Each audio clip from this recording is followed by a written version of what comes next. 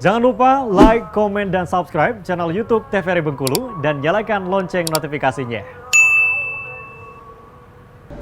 Balik lagi di Opini Obrolan Pagi ini. Pemirsa, masih dengan tema yang sama nih dan masih bersama dengan Bapak Aibdi. Bapak, kita masih membahas mengenai melihat hilal dan seru-seru di bulan Ramadan ini seperti apa seharusnya ya Bapak ya. Nah, sebenarnya apa aja nih Pak kendala yang biasanya kita hadapi ketika penentuan dulu dari penentuan bulan suci Ramadan? Kendala semacam apa aja yang sering kali dihadapi?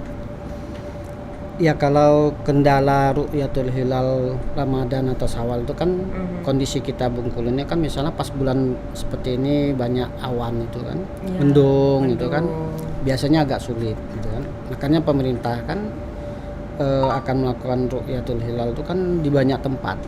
Mungkin di sini tidak terlihat, di tempat lain terlihat gitu. Nah, itu saja sebenarnya kan. Ya, itu tadi kan.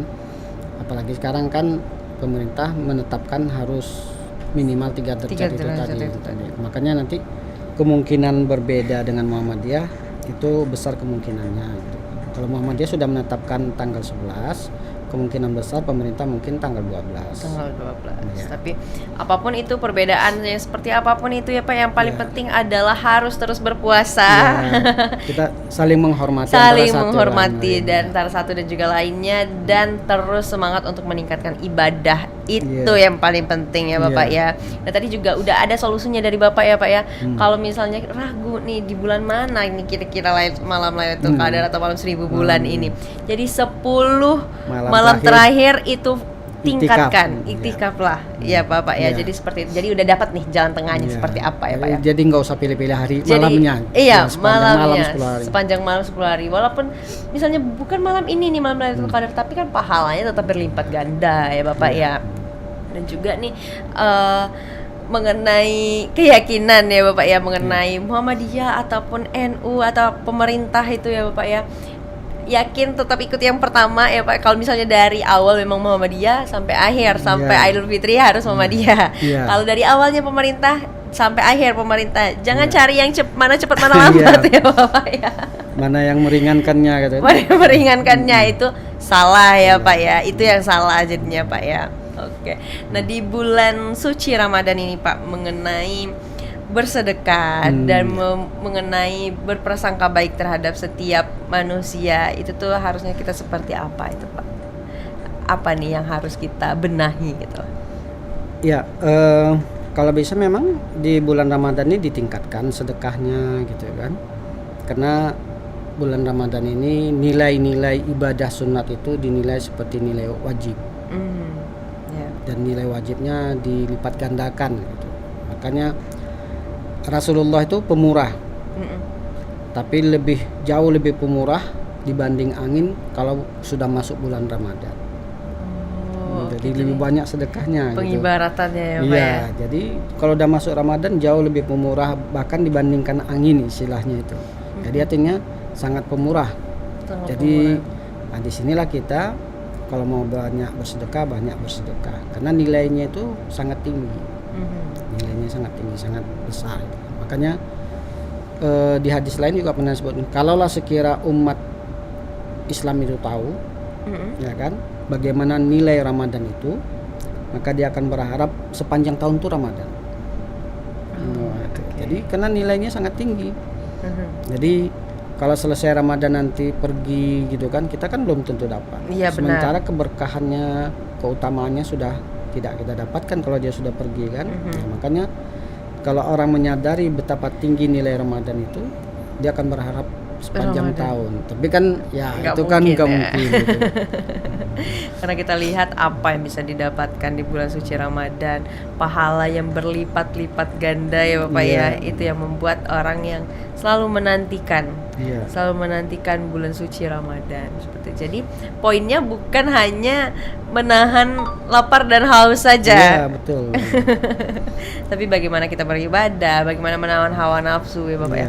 Dan satu lagi nih Pak, kan sering kita dengar nih katanya kalau bulan suci Ramadan tuh setannya diikat.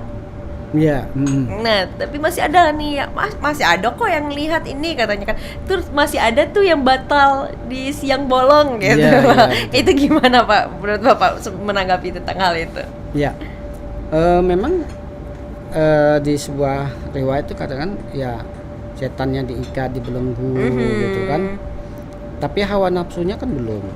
Jadi balik ke diri sendiri. Iya, jadi kan gitu. Jadi itu kan atau mungkin itu sebagai peribaratan.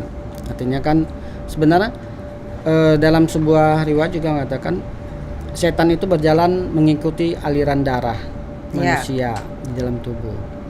Makanya kalau dia berpuasa itu menjadi kesulitan bagi setan untuk menggoda kita kan. Cobalah kalau kita sudah puasa lemas itu nggak banyak keinginan kita kan. Iya benar. Nggak banyak mau ini mau itu enggak gitu kan. Iya. Nah jadi kan itu kan benar itu. Jadi terbelenggu setannya. Coba lah kalau kita udah segar bugar makan banyak atau banyak keinginan Itu kita banyak kan. keinginan tuh. Iya, macam-macam keinginan kita kan. Nah itu jadi yang benar kalau dikatakan setan terbelenggu. Tapi makanya kalau dengan berpuasa juga tidak terbelenggu berarti ada yang salah dengan keinginan hawa nafsunya.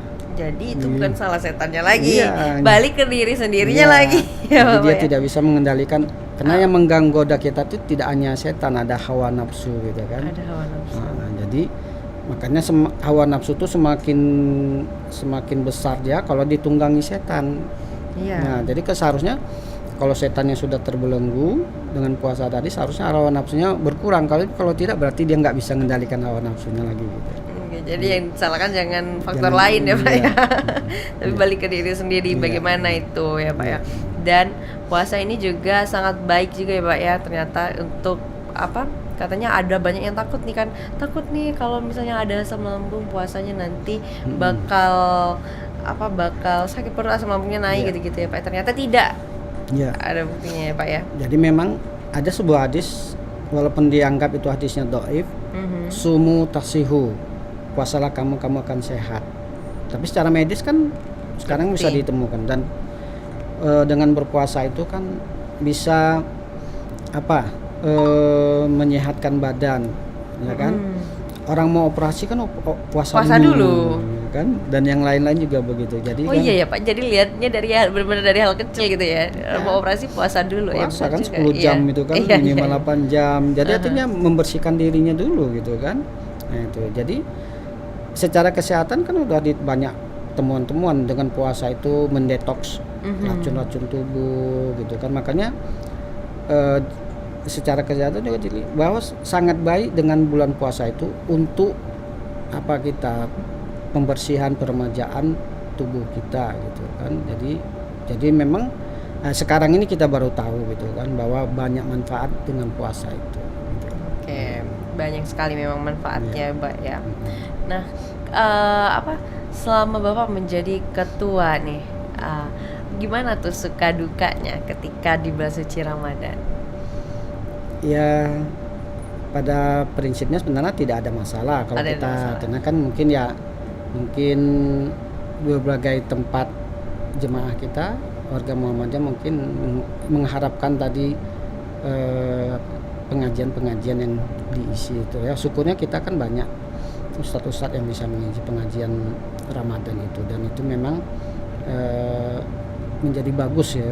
Kalau di luar Ramadan mungkin masjid-masjidnya tidak banyak pengajian, di Ramadan kan dan itu adalah salah satu upaya untuk meningkatkan keilmuan dan amal-amal soleh kita gitu kan.